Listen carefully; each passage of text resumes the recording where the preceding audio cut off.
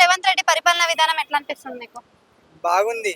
అంటే ఈ మహిళలకు బస్ పాస్ అది వేయడం అనేది, ఫ్రీ బస్ పాస్ అనేది బాగుంది. తర్వాత పథకాలు కూడా బాగానే ఉన్నాయి. ఈ రైతు భరోసా అది చేస్తుంటుండు. తర్వాత ఇప్పుడు ఈ రైతు రుణమాఫీ కూడా బాగానే ఉంది. ఇప్పుడు ఆల్రెడీ బ్యాంకులలో వేసిర్రు, ఆల్రెడీ అవుతున్నది.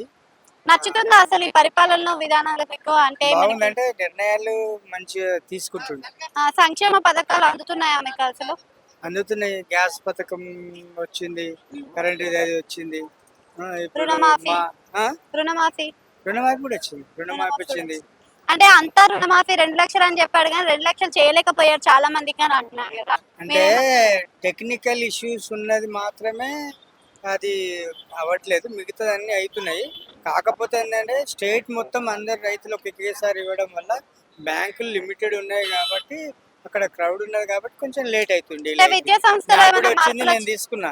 ₹1,00,000 నేను తీసుకున్నా, నాకు కూడా వచ్చింది. విద్యా సంస్థలు ఏమైనా మార్పు వచ్చేది ఉందా? యువతకు ఉద్యోగాలు వస్తాయి ప్రభుత్వంలో మరి?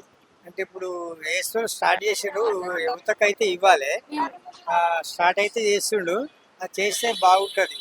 డెవలప్మెంట్ ఎట్లా జరుగుతుంది అంటారు మీరు? డెవలప్మెంట్ ఎలా జరుగుతుంది అంటారు మీరు? డెవలప్మెంట్ బాగానే ఉంటుంది. అంటే ఫస్ట్ ఏంటంటే విద్య, వైద్యము, ఉద్యోగం, యువతకు ఉపాధి కల్పిస్తే. 10 ఏళ్ల పాలన చూశారు కదా, ఆ, ఆయనకి ఈయనకి తేడా అంటే ఏం చెప్తారు?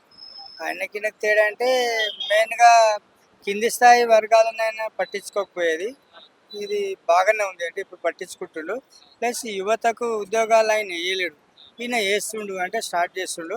ఇంకోటి ఐటీ అదంటే డెవలప్మెంట్ అదంతా ఉంది కనుక ఈ మధ్యనే ఇంకా కొంచెం బాగా ఎక్కువ యువతకు ఎక్కువ వచ్చే ఛాయిసెస్ ఉంది.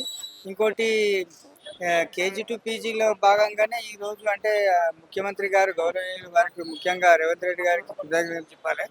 ఎందుకంటే ఒకటో తరగతి నుంచి 3వ తరగతి వరకు అంగన్వాడికి అటాచ్ చేస్తారు. అటాచ్ చేసి అది తర్వాత దాని కంటిన్యూషన్ ప్రైమరీ హై స్కూల్ లెవెల్లో తీసుకెళ్లడం వల్ల చాలా మంచిగా మార్పు అనేది అనిపిస్తుందని బాగుంది. థ్యాంక్ యూ అండి.